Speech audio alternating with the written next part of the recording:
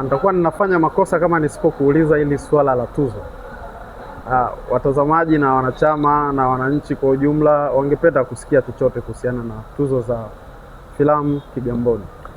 Tuzo za filamu wilaya ya Kigamboni, huu ni msimu wa 4 mwaka 2026 ambao kimsingi ni msimu mkubwa na wa tofauti na misimu yote ambayo tumewahi kufanya, na utofauti unaanzia katika namna ya ukuaji wa jukwaa hili. Kwa maana ya mwaka huu kuna ongezeko la ushiriki wa mikoa, kwa maana tutakuwa na mkoa wa Morogoro, mkoa wa Pwani, Tanga pamoja na Zanzibar, na Dar es Salaam yenyewe kwa ujumla itashiriki. Kwa hiyo hayo ni sehemu ya mabadiliko na kuonyesha jukwaa hili sasa si tu la Kigamboni na Dar es Salaam, bali ni jukwaa la kitaifa.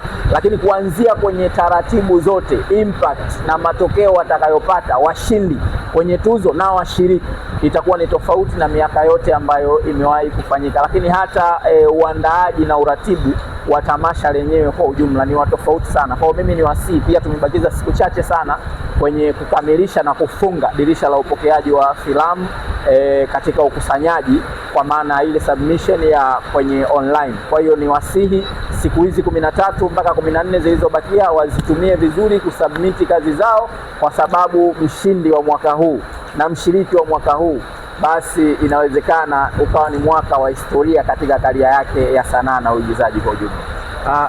Ukisema historia maana yake nini? Bahasha zipo?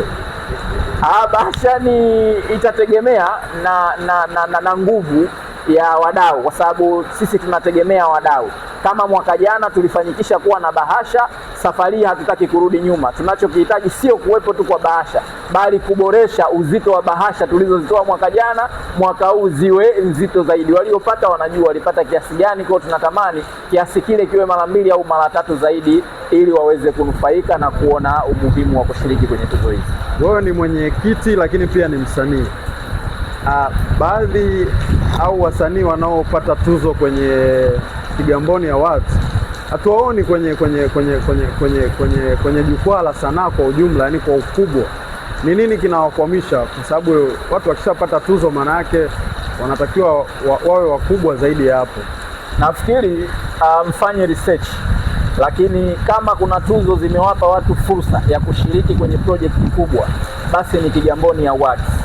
Na ushahidi upo, tunao ma-DOP wanaoshuti kazi za producers wakubwa kwenye viwango vikubwa, tunao wasanii wanaoshiriki katika project tamthilia zinazoonyeshwa kwenye TV zote unazozijua wewe, kubwa, Azam, DSTV na maeneo mengine yote. Washiriki ambao wametokea kwenye Kigamboni Awards na walishinda wapo kwenye hizo project. Lakini kuna walioshinda tuzo kwenye Kigamboni Awards, wameshinda pia tuzo mbalimbali za kimataifa. Tumeshinda tuzo Nigeria, tumeshinda tuzo kwenye nchi mbalimbali hapa Afrika, lakini filamu hizi zilishinda tuzo kwanza kwenye jukwaa la Kigamboni. Kwa hiyo hii pia inaonyesha kwamba kumbe watu wanaoshinda kwenye jukwaa la Kigamboni Awards huwa ni watu ambao wana deserve kushinda, na wanashinda watu ambao wenye uwezo mkubwa na wenye kazi bora, ndio maana wanashinda pia hata nje ya nchi. Karibu, huu ni wasaa wako, kama una maoni, mapendekezo, wananchi wanakusikiliza. Mimi maoni yangu na mapendekezo, tunatoa wito kwa wadau waje kuungana na sisi, waje kuweka mkono kwenye tuzo za Kigamboni kwa mwaka 2026. Wafanyabiashara, hii ni fursa kwao, kwa sababu ni jukwaa ambalo watapata platform kubwa ya kutangaza biashara zao katika namna tofauti tofauti. Kama unavyojua tuzo zetu tunakuwa na matangazo kwenye vyombo vya habari, mitandao mbalimbali ya kijamii, lakini pia this time tutakuwa live kwenye moja ya media kubwa ambayo tutakuwa nayo kwenye msimu huu wa 4 wa tuzo za Kigamboni. Kwa hiyo natoa wito na kwa wadau waweze kushiriki kwenye jukwaa la Kigamboni Awards, kwa sababu ni platform sahihi inayoweza kukuza brandi zao za kibiashara. Bila shaka utakuwa ni usiku wenye kufana, na si Darajani TV tutakuwepo.